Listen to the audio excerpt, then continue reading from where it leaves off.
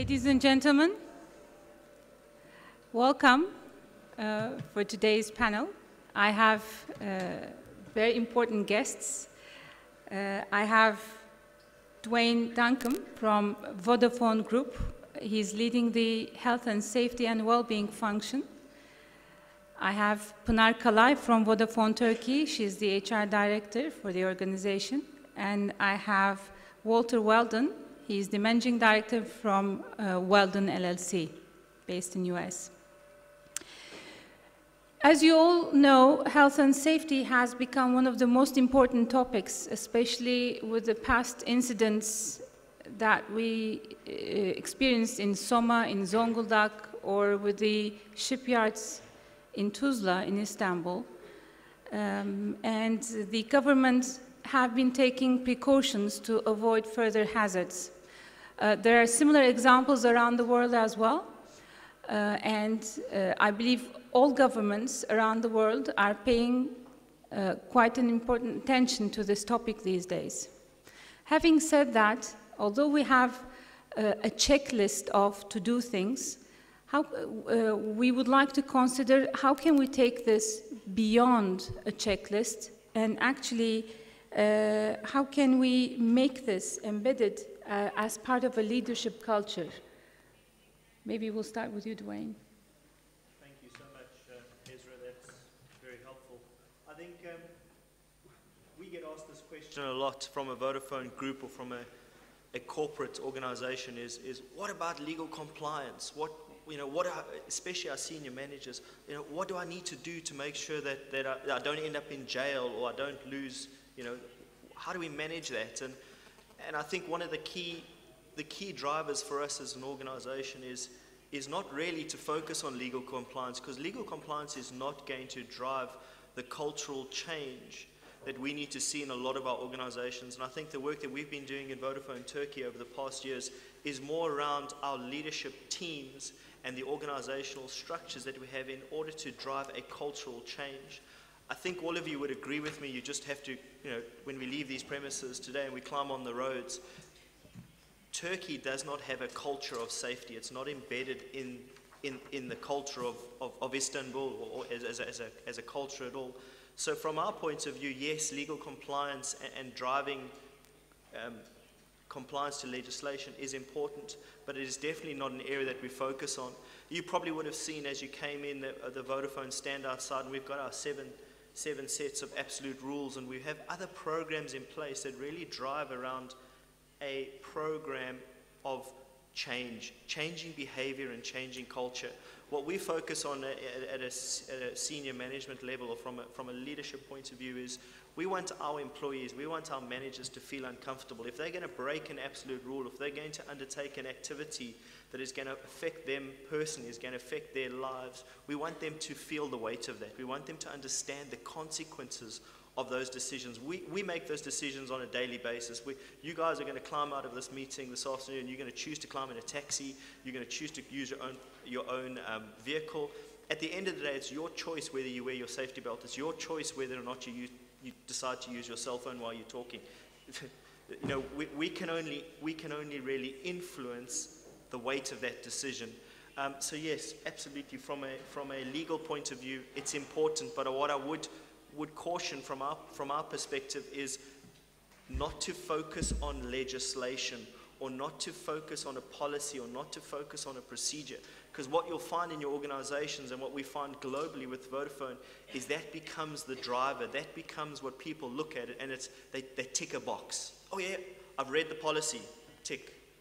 Oh, I've done that, tick. And you drive a compliance mindset, you're driving your organizations down a road of compliance, and you're not changing, you're not addressing the culture, and you're not addressing the behavior that you need to address. The only way that we've seen from a Vodafone point of view is with our senior managers, engaging our CEOs, engaging our HR directors, and really challenging the dynamics, challenging the mindsets of these individuals to ensure that we address the culture of that organization.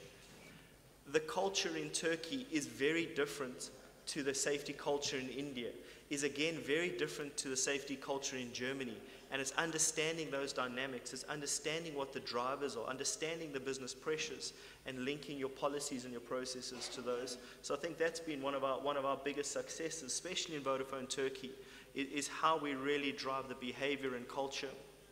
A little bit later, we'll talk about our senior management tours and those programs that we have in place to demonstrate, visibly demonstrate the safety behaviors that we expect all our employees to echo and to manage.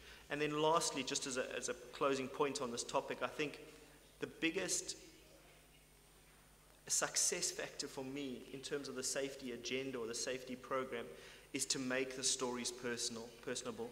At the end of the day, we've all been involved in situations where we've got family members or extended family members who have been involved in motor vehicle accidents or have done something that's cost them their lives or disability. And we must never forget that. We must never forget that these are real people and real challenges that people are having to face with on a daily basis.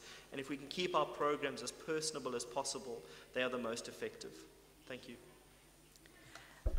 Now, I think you've had a program implemented in Vodafone Turkey, yes. which Dwayne has mentioned. Would you like to give us a update on this? I have a very active health and safety and wellness team, in fact, and we have many programs. Some of these programs also are best practices that we apply in Vodafone. But I wanted to talk a bit about personal ownership and personal accountability. Prior to my role in Vodafone, I worked in pharmaceutical industry, and I worked more on a management role that did not necessarily require a lot of hazardous activity, other than the fleet we had, which is some number of cars and drivers. I think we need to understand that this is a personal responsibility and personal accountability. And it's not only because we are working in some company. I think my awareness increased, I think I should say, by working in such an industry, because telecommunications industry is interesting in the way that we work at heights in the base stations. There is a lot of digging. There are a lot of electrical works, and we have a huge fleet of drivers. And it's an ecosystem.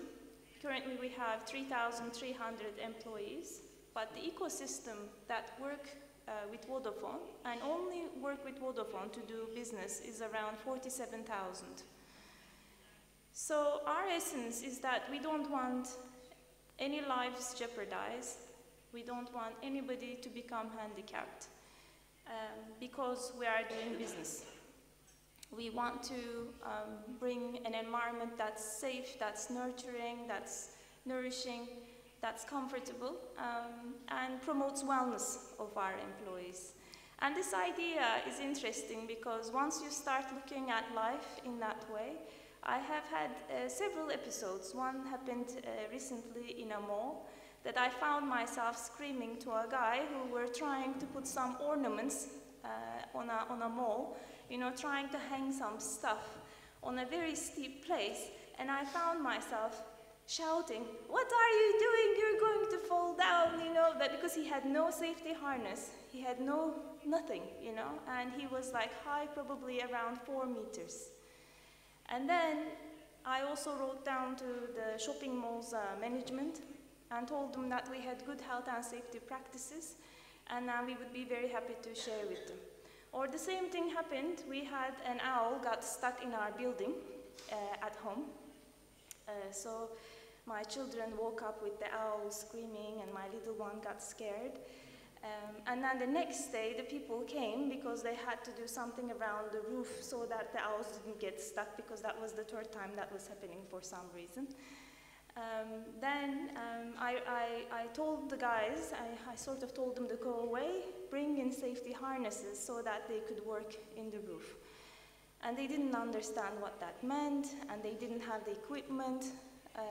And then finally, we found somebody who had the equipment whom they could go up.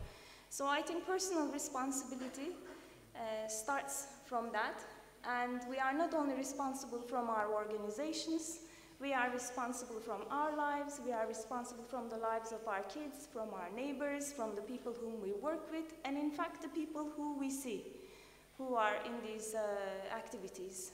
And they're doing it either out of ignorance or negligence or culture. You probably read the book called Power of Habit.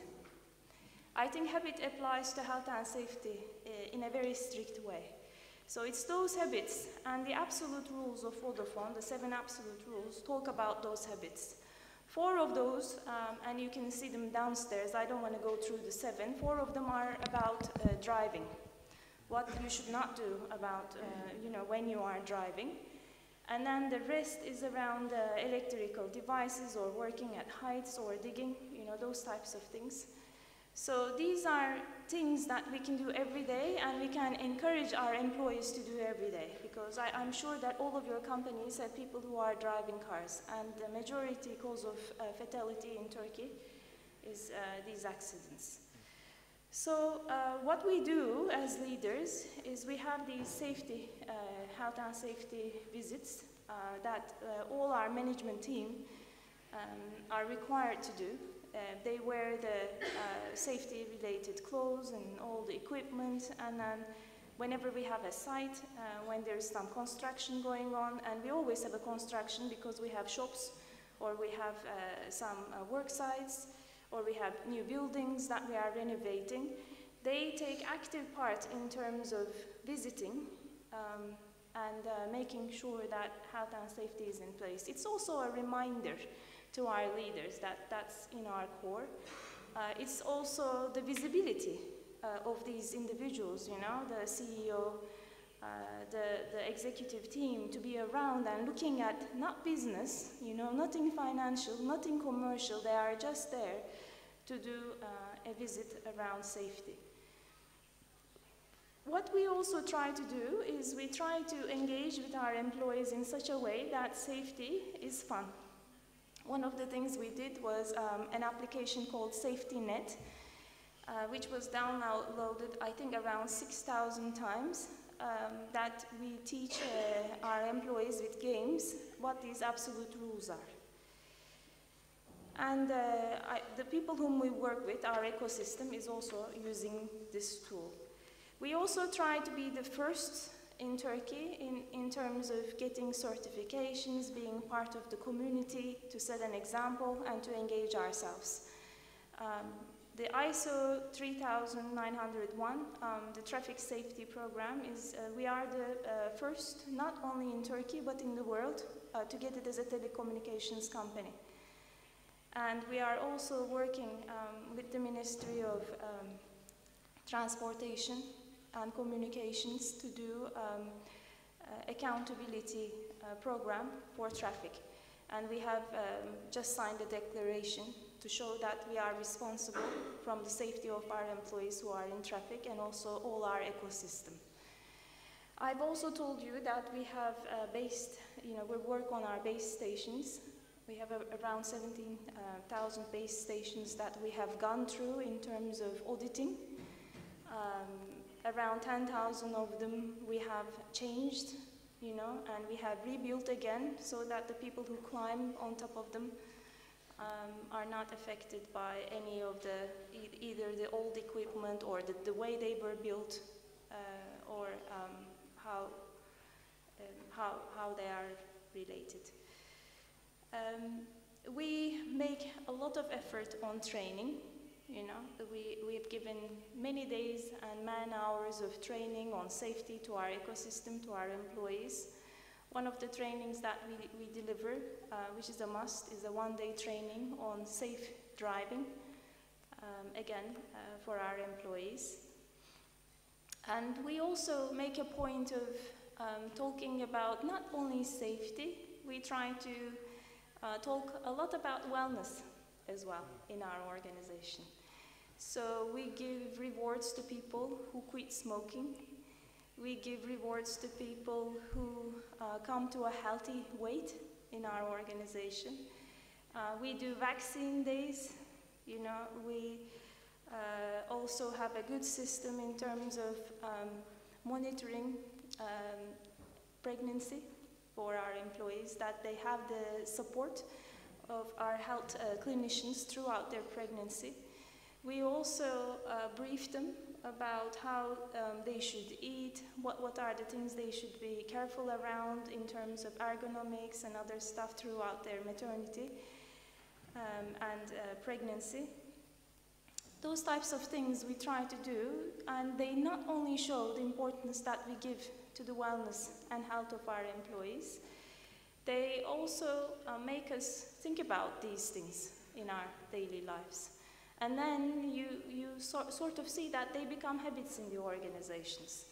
So I see that not only my team in health and safety is working on this, but the whole organization, in effect, is bringing ideas and then making sure that these things happen.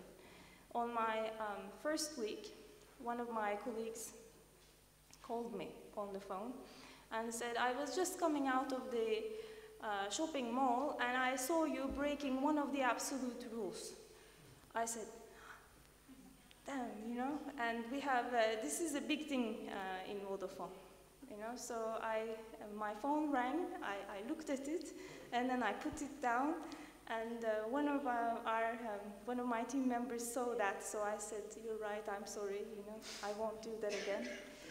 So all of these things are things that we take into heart and make sure that we live them every day.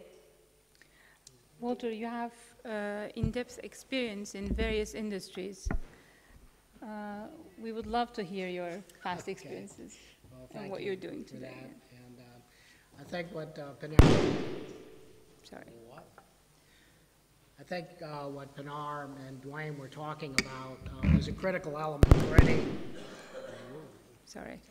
For any program, and I really believe that without leadership engagement, the project is kind of doomed to fail. So it's critical that that element is in place first.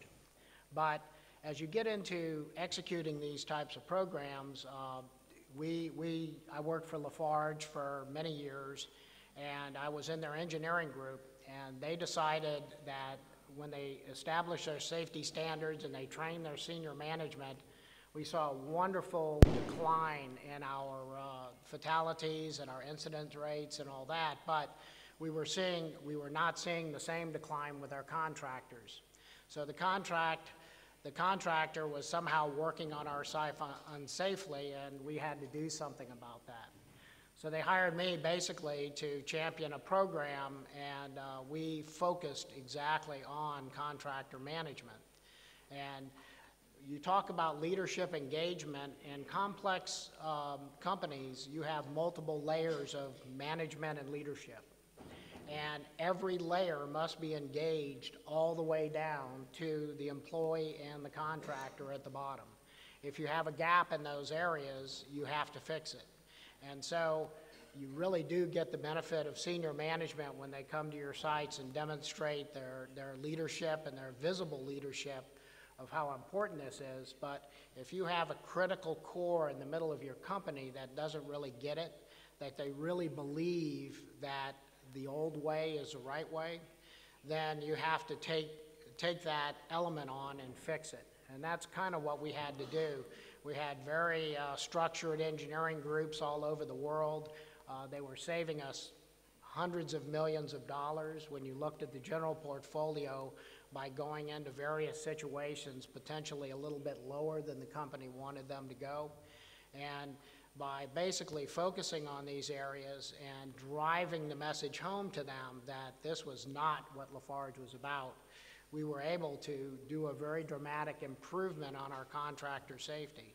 And focusing on them and putting the right pre-qualification in place and actually spending the time on the audits, as Pinar talked about, brought our fatalities from over 27 down to 5 in 3 years. So it's a very possible method, but it takes a lot of resources. It takes a lot of commitment in terms of cost.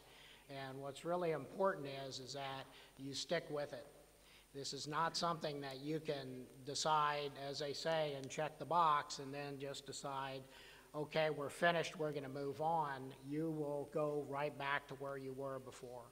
This is an engagement, this is a commitment to treating the contractors as well as you treat your own employees. And it's really it's a shift in your mind that you treat them this way, and it generates a whole new world of challenges and things like that. And you know, some of the things in the past that we were challenged with is that we had a terrible fatality in India on work at height. We had all the due diligence, we did all of our homework, we knew exactly what happened, we really had commitment, we believed, from regional management, the president of the company down, saying this will never happen again. And so my boss told me, you should go visit them. So 2 weeks later I went there, and unfortunately what I found was all the conditions that had killed that person. So this was a shock to us. This was something that we believed in our culture could never happen, but it was obviously happening. I called my boss, he called his boss, and they shut down every project worldwide. And that was, at the time, about $5 to $6 billion portfolio that was shut down. And the site could not start up again until the active resident CSM went to the site, performed a full audit, and determined that they had all the major critical areas fixed. So this is just one example. This is not the way you want to do business, but what it did for us is it gave a shock across our engineering groups that was global, and told them that senior management was serious. And the arguments that our engineers and our safety people were getting in the field were, this is really not what the company wants, they really want me to save money first, suddenly turned around in their heads. And after that time, it changed the whole environment. We would go on an audit, we got immediate responses. The critical items were fixed, we had phone calls asking for help. It was sometimes it takes a shock to really get it going, but to move to the right, you have to understand that every environment has its own kind of issues. If you have an environment where health and safety has not been discussed or prevalent, you have to take a different approach. You have to take a more prescriptive approach.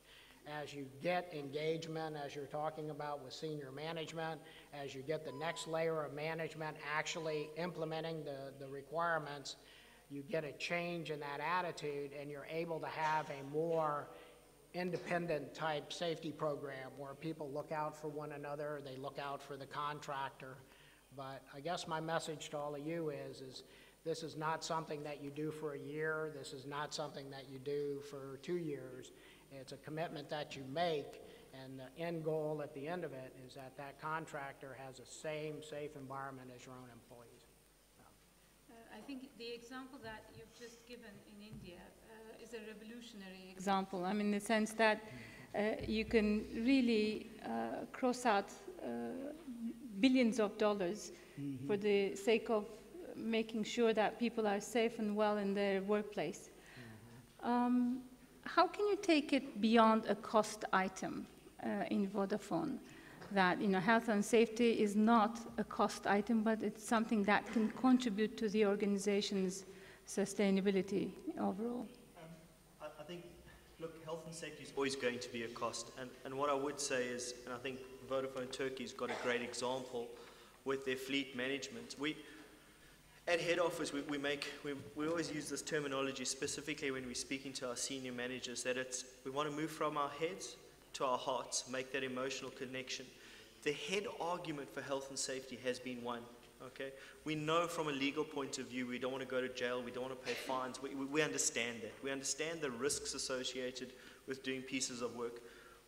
I mean, Vodafone Turkey has a massive fleet of vehicles that they operate, and we've seen consistently over the last 2 years that they've been tracking driver behavior through vehicle monitoring. So all of the Vodafone Turkey vehicles are monitored with tracker. And what we've actually amazingly seen is because the drivers of these vehicles know that their behavior is being monitored, they have improved their driver behavior. So there's harsh braking, harsh accelerating, these aspects have improved drastically. And the huge benefit from a financial point of view, it's brought down Panara's fuel bill by quite substantially. So it's not just a cost. Yes, obviously it's a cost to the business to install the tracking devices, but actually it's a great story that Pinar can take to her board and say, actually as a business, I've saved you money, I've brought down your fuel bill because I'm monitoring the driver's performance. And I think, you know, you can argue these from every aspect. If you can argue working at heights versus, I mean, your training budget is massive. And from a Vodafone point of view, they spend a lot of money on training our individuals, but the cost of the cost of the training is there, but the benefit to yourself and the organization far outweighs the cost of that training. Yes, I mean, I agree. Also, the number of accidents that we faced declined tremendously, as well as the service fees for the cars have gone down. But I think there is something much more important than this. I'm sure all of you, unfortunately, have experienced car accidents, you know, of people whom you love, and they have families, and then they can't come back to work. So, unfortunately, habit is interesting, and you may talk about these rules over and over, you know, but the way that people act and behave doesn't necessarily change. So it takes responsible people to do it and apply it themselves, and to remind constantly and not to give up. I think that's the key. You know, sometimes we may get upset thinking that, okay, so, you know, Dwayne rightfully say that our culture is not necessarily a very safe culture in Turkey. And we see this. Right? We see this from the working conditions of the mining people. We see this from traffic accidents. We know how we grew up, right, in terms of traffic and safety, all those types of things. So having this knowledge, it's the responsibility of us every day to remind ourselves, our kids, you know, our employees, our managers, that there is another way. And this is actually a way between life and death. And, you know, this is a bit of a grim topic, but it's also a happy topic, because we talk about these conversations, you know, everybody stays healthy, happy, and then in terms of costs, if you look at the working costs, when people don't take care of themselves, when they got into accidents in the workplace, then this also results in not being able to continue at work. Part of health and safety is also prevention. One of the good numbers that I can give you is an interesting number. In fact, we have doctors in our offices, and I've seen that in the last 1 year, they have been visited 27,000 times. Now, we've got 3,000 employees. That seems that on an average of 9 times each person visits these doctors. So this is one of the ways, as HR people, you know, we can take the responsibility, have the right people in our offices to make sure that our employees stay safe, healthy, and they continue feeling good about their health and working in that place. I think, Walter, what Pinar and Dwayne has mentioned is more like walking the talk as leaders of the organization. You're the managing director of an organization right now. When you look at your leadership, how do you make sure that they really comply with health and safety rules just beyond the checklist or the minimum ticket that the government requires? Well, I think it's actually a program that I was trained on. It was called Visible Felt Leadership. I don't know if anyone's heard of that. It was originated by DuPont, and it basically trains you to, you know, go out into your workforce and demonstrate that you do care about health and safety and you care about the employee, which is a critical point. If you're in your head, you know, really concerned about safety and you're thinking about it all the time, the people around you don't know it. They can't read your mind. And you may be the most engaged person internally to yourself, but as you walk across that site and you're talking on your cell phone in a hazardous area, or you're leaning up against a piece of moving equipment or something like that. What you've just told everybody within vision of you is that you don't really, as you say, walk the walk. And that is very destructive to building the consensus, the understanding that, hey, they're not just making me do this, they're doing it themselves. This is something from the CEO down to the base employees, that this is a core competency from the company. And I think that that's the way you have to do it. It isn't something that comes naturally. I think you have to practice this to some degree. I think a lot of people have this innately, but then a lot of people don't. So one way that I'd recommend is that take a look at yourself. You know, think about yourself as you go into a site. Is your personal protective equipment correctly being worn? Are your glasses on your head? Is your hard hat turned sideways? Do you have loose clothing? Those sort of things as a message, you know, as you walk out. So I think that's one of the areas that we focused on quite a bit, is we trained our managers, you know, don't give bad examples. You know, it's something that you can talk for hours, but one walk across that floor, you know, without your safety glasses on, without your earplugs in, not paying attention will really, you know, cause a lot of damage to what you're trying to create. Okay.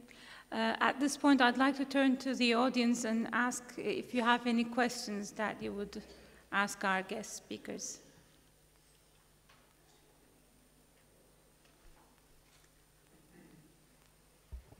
Mikrofonu,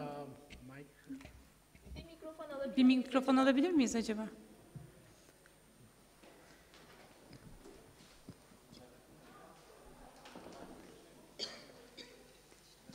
Ortadaki beyefendi.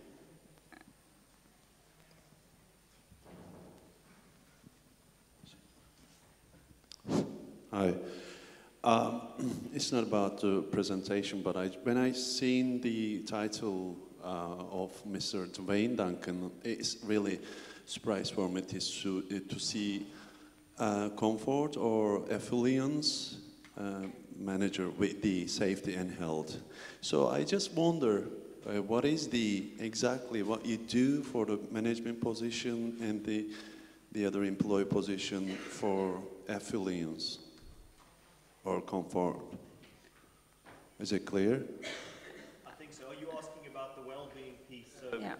Is that right? Yeah. Exactly, thank you. So, I think Pino touched a little bit. I mean, well-being is a global aspect that we look at from all of our companies, and we've actually just finished, very interestingly enough, and I wish I had the figures with me, we've just had our, I don't know if you know, October is World Heart Day.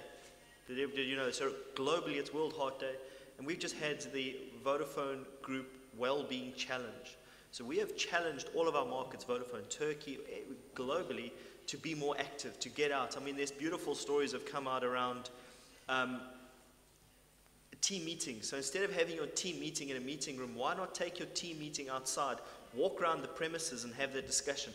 Go sit under, I mean, in India, they've got some beautiful trees and beautiful environments. Why does it have to be in a meeting room, okay? This is a team discussion. This is an intimate moment. Go outside, sit under a tree, have a discussion. Go for a walk with your line manager and discuss your performance dialogue. You know, who says it has to be done in a meeting room with a piece of paper and all your evidence is to show how hard you've been working for the last 6 months, you know? Just to explain, Dwayne, Sorry. what this is, what we do is, it's for a month, everybody records the kilometers that they either run or they walk. And then we have champions in different countries. Unfortunately, we didn't do very well last year in Turkey, but this year we tried to encourage our employees. You know, we brought in a diet group as well, so that, you know, you could do sports and also lose weight. And Sorry, a very good point.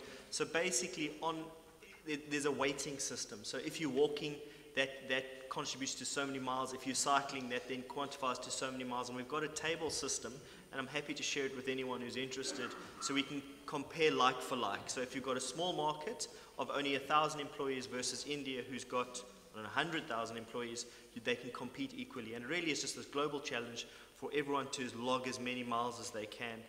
So that would be a global program. Then there are local activities around the well-being of that market. And there are specific issues in Turkey that are different to issues in the UK. For example, the UK might be struggling with stress management or time management, whatever the case, and that market would have programs in place to better manage that. Having access to medical facilities, we do a screening of a lot of our employees, blood pressure, cholesterol, those basic medical screening, which just helps us empower ourselves to better manage our well-being and our health. And I mean, I can tell you so many stories, but just to answer your question, that's what we look at, is the well-being of us personally. We honestly believe that the better you are of yourself, the better you will be as an employee. So we'd rather invest in you as an individual.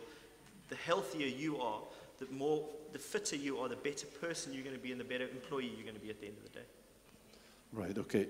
I heard many times, safety and health and safety title, but it been surprised to me see that. I really like that title. Thank you. Thank you. Arkada bir soru daha var galiba. Hello, my question is also to Dwayne. Well-being has three dimensions, as you know, biological, psychological, and social. Do you have any examples for psychological and social well-being? Any programs that you can tell us? I would probably, and please, I'm not a well-being expert, okay? I've got a team of people that look at this. I take it one step back, okay? For me, the most critical thing for us as HR professionals is security, okay? Psychological security, whatever the case, we want a place where we feel secure. There's nothing worse than coming to work and feel like that my job's at risk, or I've got family issues, and I think that the challenge for us as professionals is how do we create a place of security for those individuals to work, whether it's psychological, whether it's your biometrics, whether it's ergonomics, the way you're sitting. I mean, there's so many aspects that we can go into this, and I'm happy to have those discussions, but I think that the main goal that we need to, especially as health and safety professionals, as well as HR professionals, how do we create a secure work environment? Now, that secure work environment could be something as simple as getting to work safely and getting home safely. I think a lot of us face very stressful commutes in and out of work, and I know just the traffic in Istanbul is stressful. So how do we manage that? How do we better improve that environment for our employees? How do we make a safer, securer place to work? And absolutely, there's a psychological element, and especially in the UK at the moment, we're seeing some alarming trends. And I believe, and this is my personal view, that social media has a role to play in this, but just socially, our employees are not in the right headspace, if I can use that word. They've got issues at home, they've got issues wherever they are, and they're really struggling. They're struggling to come to work to do the job that they need to do. I hope that's answered your question. Thank you. I can also add, we just recently signed up for an employee assistance program, which is a good program, which helps our employees to be able to dial professionals, consultants, to get support in whatever field that they need support. It could be about finding a nanny. It could be about thinking about moving your house. It could be about you being stressed and you need to talk to somebody. So all sorts of things that, or it could even be a restaurant that you'd like to reserve at night. So this is something we just started, so perhaps we can try a bit and then I can talk more about the uptake. Thank you very much. Bir tane de önde bir soru var.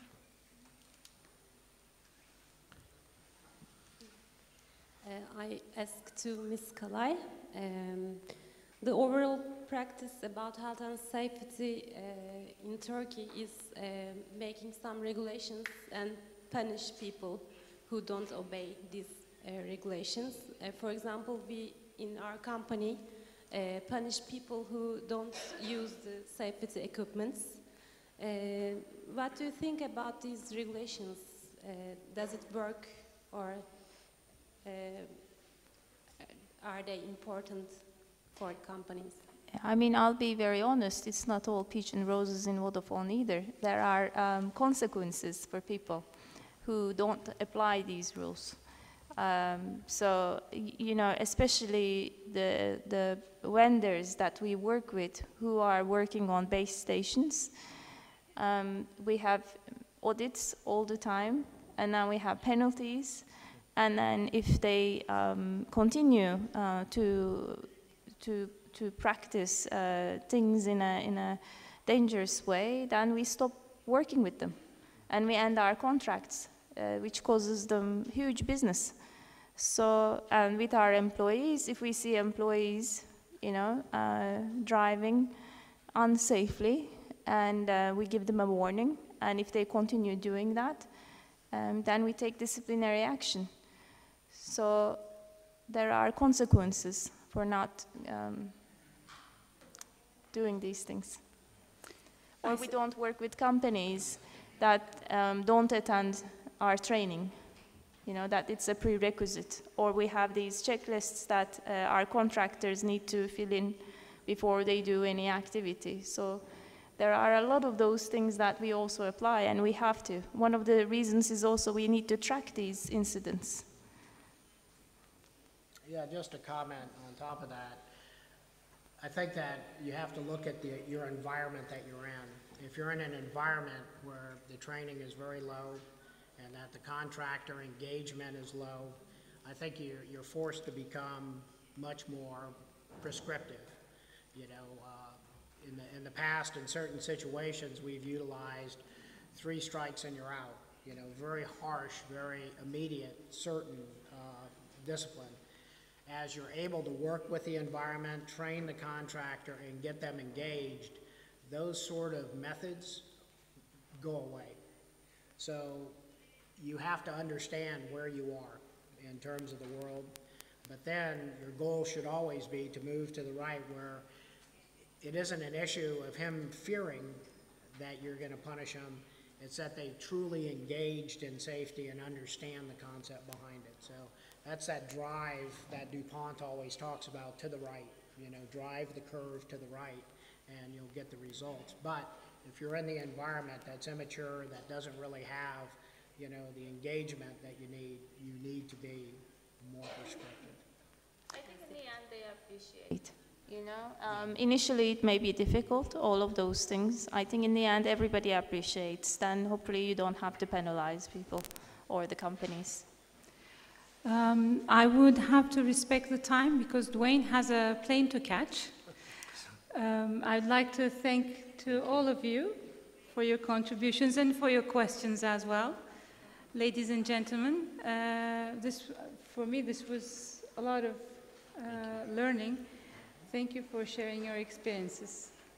Thank you for listening.